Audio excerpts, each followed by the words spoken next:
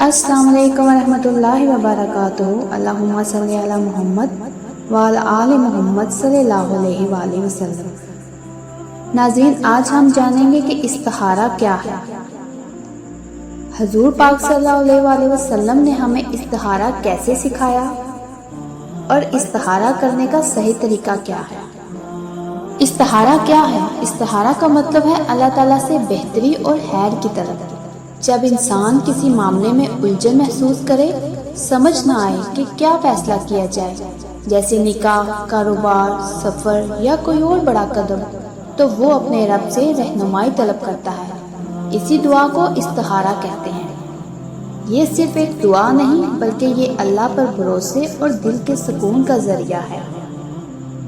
हजूर पाक सल्लल्लाहु अलैहि वसल्लम ने हमें इस्तिखारा कैसे सिखाया।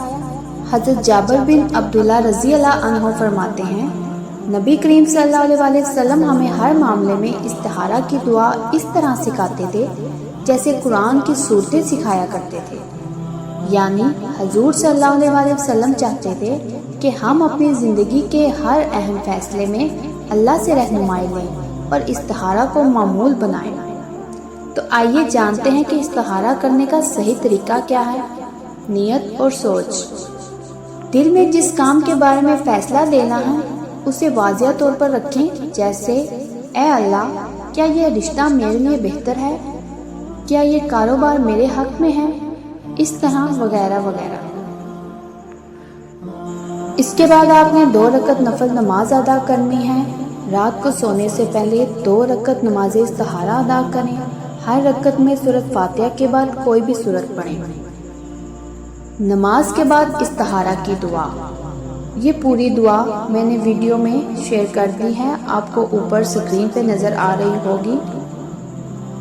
आप चाहें तो ये दुआ नेट से डाउनलोड कर लें। इसका तर्जुमा है, ए अल्लाह, मैं तेरे इल्म के ज़रिए भलाई चाहता हूँ और तेरी कुदरत से ताकत चाहता हूँ और तेरे बड़े फजल का सवाल करता हूँ। तू कुदरत रखता है, मैं नहीं रखता। तू जानता है, मैं नहीं जानता, और तू गैबों का जानने वाला है। ए अल्लाह, अगर ये काम यहाँ अपने काम का तसव्वुर करें, मेरे दीन, मेरी ज़िंदगी और मेरे अंजाम के लिए बेहतर है, तो उसे मेरे लिए मुकद्दर फरमा, उसे मेरे लिए आसान बना दे और इसमें बरकत अता फरमा। और अगर ये काम मेरे लिए नुकसानदा है तो उसे मुझसे दूर कर दे और मुझे उससे दूर कर दे, और जहाँ बेहतरी हो वहाँ मेरे लिए उसे मुकद्दर कर दे और फिर मुझे उस पर राजी कर दे।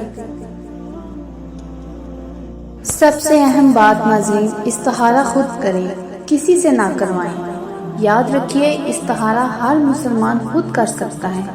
ये कोई महसूस इल्म या पीर या बुजुर्गों का काम नहीं। नबी पाक सल्लल्लाहु अलैहि वसल्लम ने आम सहाबा को इस्तिखारा सिखाया ताकि वो अपनी ज़िंदगी के फैसले अल्लाह से खुद मांग कर करें।